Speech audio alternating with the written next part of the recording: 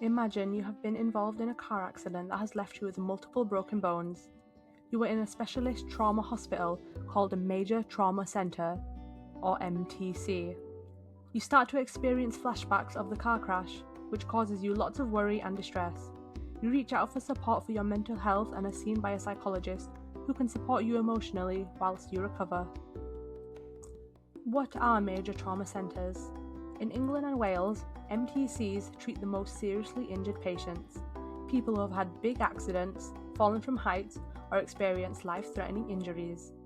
Alongside physical injuries, there can also be emotional and psychological difficulties, such as anxiety or struggling to adjust.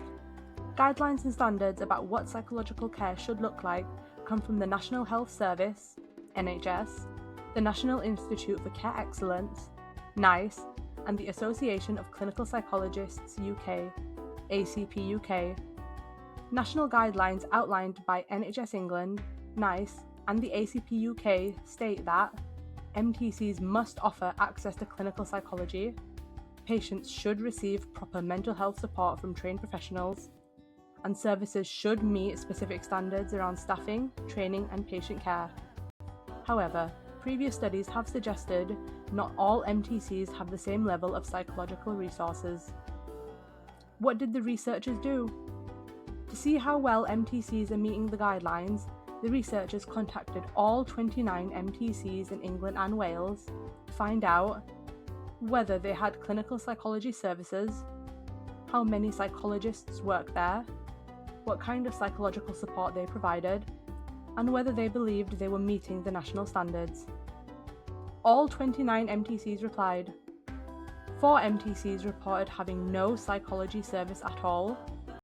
The remaining centres completed a detailed questionnaire about their staffing levels, the types of support offered, and how well they thought they matched the national requirements. What did the researchers find? The seniority of staff was inconsistent across services. Some were led by experienced consultant psychologists, whilst others with some newly qualified staff. All services supported patients whilst they were in hospital. Over half of the services offered a service to support patients after being discharged. Only a third of services said they offered neuropsychology, something particularly important if a patient has suffered a head injury. And child trauma services were more likely to not have any service. Many centres said they only saw up to 30% of all admitted trauma patients, meaning the majority may receive no psychology input. Most services offered support, such as staff training or emotional support for staff in the MTC, and over half provided support to families. Most centres rated themselves as not meeting or only partially meeting the guidelines set by NHS England, NICE, and ACP-UK. What does this mean? Because psychological support varies between MTCs, many patients recovering from life-changing injuries are likely to not receive the mental health care national bodies say they should. The biggest problems seem to be insufficient staffing, lack of capacity to see all patients, differences in service design, limited or no follow-up care after discharge, and lack of support in child, paediatric MTCs. The study also found that current national guidance on psychology provision in MTCs is too vague. Although guidelines say psychology should be available, they do not state what services should look like. The researchers recommend that the minimum standards for psychology provision in MTCs, as stated in the NHS service contract, need to be clearly stated and detailed. This is referred to as a workforce model, with similar models used in other hospital specialities like intensive care. This would help to ensure all patients receive the same high-quality psychological care no matter which hospital they go to. Strengths and limitations. Strengths. All MTCs responded, giving a broad picture across England and Wales.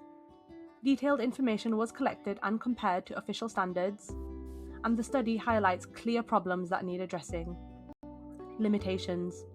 Some MTCs did not complete every detail of the questionnaire. MTCs assessed themselves, which may not always be objective, and the study did not include feedback from patients or families. Implications. This study shows that psychological care for trauma patients is unequal and inconsistent. The support a patient receives can depend simply on which hospital they happen to be taken to. National requirements exist, but many hospitals do not have the staff or systems to meet them. In summary, to the researcher's knowledge, this is the first study to examine how well MTCs in England and Wales meet the psychological needs for people following a traumatic injury, and how these services compare to national standards and guidelines. It is also the first study to receive responses from all MTCs. While many MTCs provide strong psychological support, this does vary a lot between hospitals, and more than half rating themselves as not meeting national requirements.